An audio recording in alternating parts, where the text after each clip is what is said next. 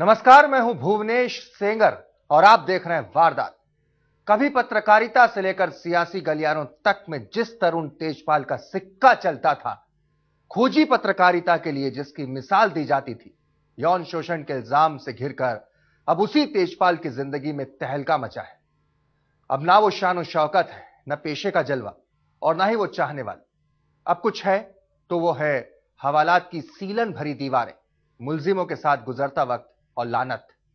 फकत 20 रोज में पत्रकारिता के हीरो से एक मामूली मुलजिम में बदल चुके तेजपाल को देखकर कहना ही पड़ता है, क्या से क्या हो गया।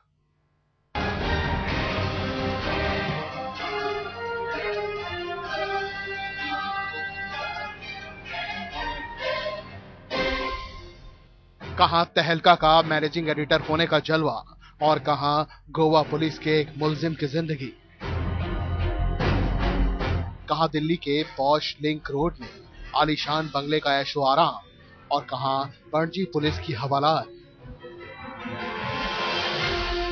कहां कदम कदम पर हाई एंड कारों के सैर सपाटे और 5 स्टार लाइफस्टाइल और कहां पुलिस की सरकारी वैन में हिचकोले। अपने स्टिंग ऑपरेशनों से देश के सियासी हलके में हड़कंप मचाने वाले पत्रकार तरुण तेजपाल की जिंदगी अचानक ही जैसे 180 डिग्री पर लुढ़क गई।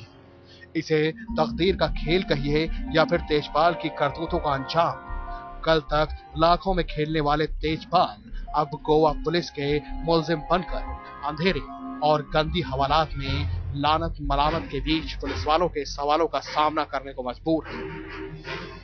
2 दिनों तक चली लंबी बहस के बाद शनिवार की रात को जैसे ही पणजी की सेशन कोर्ट ने तेजपाल की जमानत की अर्जी खारिज की, तेजपाल की तकदीर में हवालात का पता चस्पा हो गया।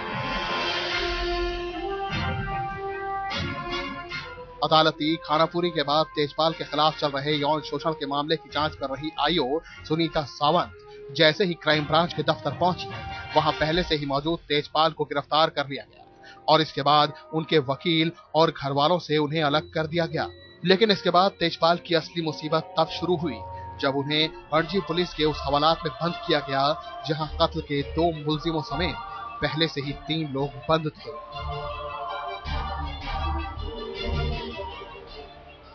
तेजपाल को अदालत के आदेश पर घर से ही भिजवाया गया कपड़ा पहनने की इजाजत तो मिल गई, लेकिन दूसरे संगीन गुनाहों के मुलजिमों के साथ तेजपाल की रात यकीनन उनकी पूरी उम्र में सबसे मुश्किलों भरी रात थी। देर रात तकरीबन 12:30 बजे तेजपाल को गोवा मेडिकल कॉलेज अस्पताल में मेडिकल जांच के लिए ले जाया गया। यहां रूटीन चेकअप के बाद तेजपाल के ब्लड शुगर की जांच की गई और ईसीजी भी करवाया गया और फिर तकरीबन 1.5 घंटे बाद रात को 2 बजे तेजपाल को लेकर पुलिस वापस हवालात में लौटी। जाहिर है हवालात में तेजपाल की पहली रात आंखों में ही निकल गई। तेजपाल की इस हालत को देखकर यह आसानी से समझा जा सकता है कि इतने दिनों से आखिर वो गिरफ्तारी से बचने की कोशिश क्यों कर रहे थे। ये सही है कि अदालत ने गिरफ्तारी के इन दिनों में भी तेजपाल को अपने वकील और घर वालों से कुछ वक्त के लिए मिलने की आजादी दे रखी, लेकिन हकीकत यही है कि एक बार पुलिस की गिरफ्त में आने के बाद उनकी तमाम आजादी छिन गई है और अब तेजपाल के लिए वर्दी वालों का हुक्म बजाने के सिवाय फिलहाल और कोई चारा नहीं है। इंसान को इज्जत, नाम और साख कमाने में बरसों लग जाते हैं, लेकिन बर्बाद होने में बस पल। सिर्फ 20 दिनों में क्या से क्या हो गया। 20 दिन पहले तरुण तेजपाल हिंदुस्तान में खोजी पत्रकारिता के हीरो के तौर पर इसी गोवा में आए थे और अब 20 दिन बाद इसी गोवा में उन्हें एक आम अपराधी की तरह गिरफ्तार कर लिया गया। कैमरामैन विनोद शिकारपुरी के साथ शम्स ताहिर खान, गोवा आज तक। तेजपाल ने जोर तो बहुत लगाया लेकिन अपनी गिरफ्तारी से बच न सके। वजह यह कि तेजपाल पर लगा इल्जाम न सिर्फ बेहद संगीन था, बल्कि शुरुआती तफ्तीश के आईने में ही तेजपाल गुनहगार नजर आ रहे थे। लिहाजा अदालत ने अपनी आजादी के हक में तेजपाल की ओर से दी गई हर दलील खारिज कर दी और आखिरकार वही हुआ जिसके डर से तेजपाल के रातों की नींद और दिन का चैन हराम हो चुका था।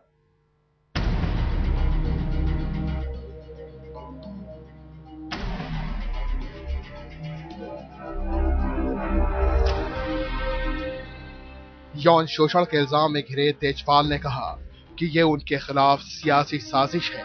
लेकिन कोर्ट ने नहीं माना। तेजपाल ने कहा कि रिपोर्ट लिखवाने में हुई देरी लड़की पर सवाल खड़े करती है, लेकिन कोर्ट ने नहीं माना। तेजपाल ने कहा कि उन्होंने वैसा कुछ किया ही नहीं जैसा लड़की कह रही है, लेकिन कोर्ट ने नहीं माना। तेजपाल ने कहा कि यह सख्ती जरूरत से ज्यादा है, लेकिन कोर्ट ने नहीं माना। जानते हैं क्यों? क्योंकि तेजपाल पर जो इल्जाम था उसके आगे ये तमाम दलीलें फेल हो गईं।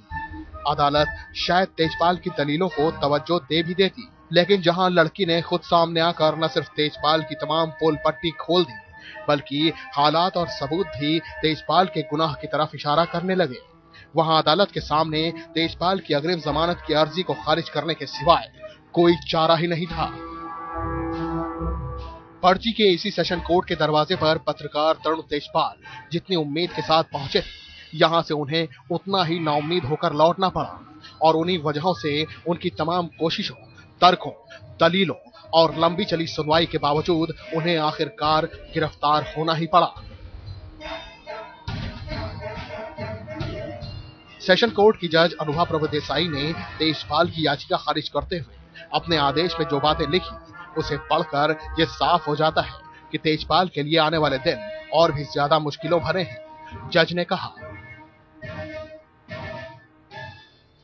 यौन शोषण की रिपोर्ट लिखवाने में देरी जैसे मामलों में मुल्जिम को लाभ देने का कोई मापदंड नहीं हो सकता, क्योंकि यौन शोषण और बलात्कार जैसी किसी भी वारदात का शिकार होने के बाद पीड़ित लड़की को जितना जिस्मानी और जहनी सदमा लगता है, उससे उबरने में किसी को भी लंबा वक्त लग सकता है।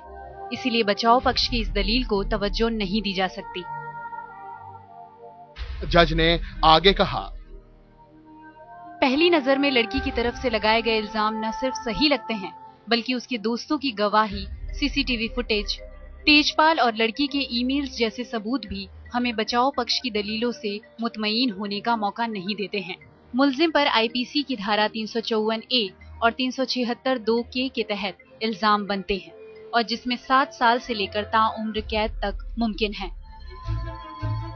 आखिर में अदालत ने तेजपाल को एक रसूखदार शख्स मानते हुए ये कहा कि चूंकि मुल्जिम ने पहले भी लड़की के घर वालों को इस मामले से पीछे हटने के लिए दबाव डालने की कोशिश की, इस मामले में तेजपाल की जमानत अर्जी को कबूल करना मुमकिन है, लिहाजा ये अर्जी अभी और इसी वक्त खारिज की जाती है।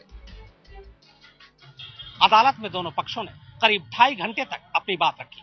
हालांकि इसमें से ज्यादातर वक्त तरुण तेजपाल के वकीलों ने लिया, लेकिन लगता है कि तरुण तेजपाल का गोवा पुलिस के साथ लुका छुपी का खेल शायद उन्हें महंगा पड़ गया। कैमरामैन विनोद शिकारपुरी के साथ शम्स ताहिर खान, गोवा आज तक।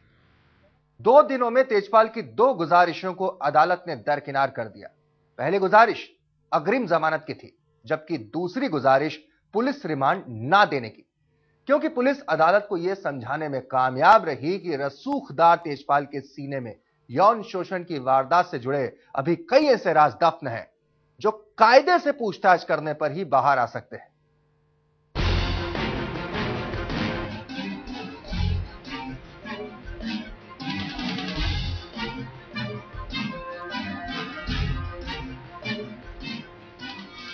कहते हैं इंसान जिस चीज से भागता है वही उसका पीछा करती है। तेजपाल गिरफ्तारी से भाग रहे थे, घबरा रहे थे, लेकिन न सिर्फ गिरफ्तार हो गए बल्कि गिरफ्तारी के बाद रिमांड की सूरत में 6 दिनों के लिए सीधे पुलिस के शिकंजे में भी पहुंच गए।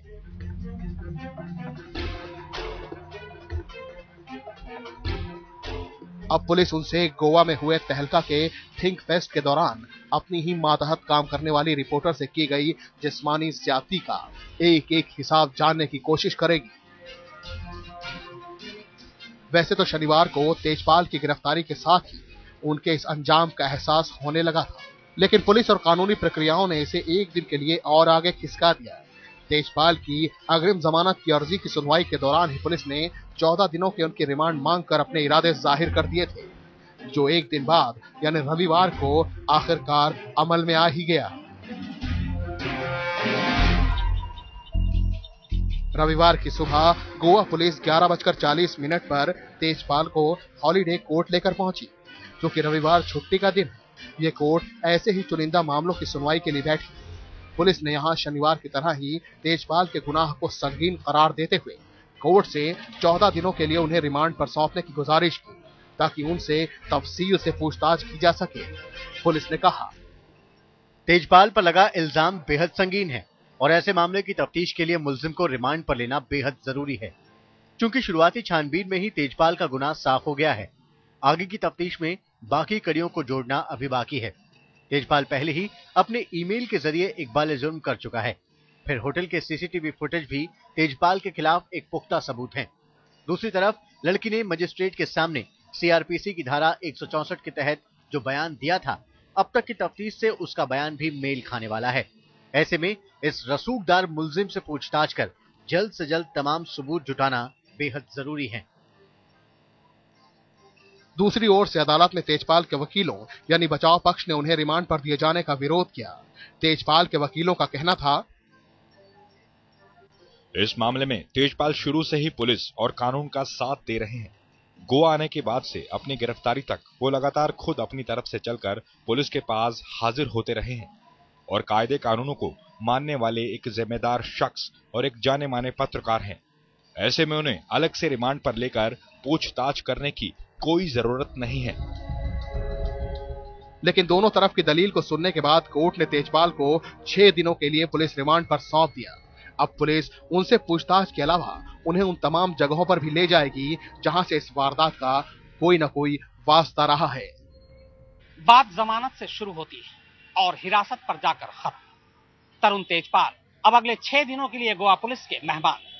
एक पत्रकार के तौर पर तेजपाल ने हमेशा दूसरों से सवाल पूछे, लेकिन इस बार गोवा पुलिस सवाल पूछेगी और जवाब देंगे तरुण तेजपाल। जाहिर है ये उनके करियर की अब तक की सबसे बड़ी और मुश्किल स्टोरी है। कैमरामैन विनोद शिकारपुरी के साथ शम्स ताहिर खान, गोवा आज तक।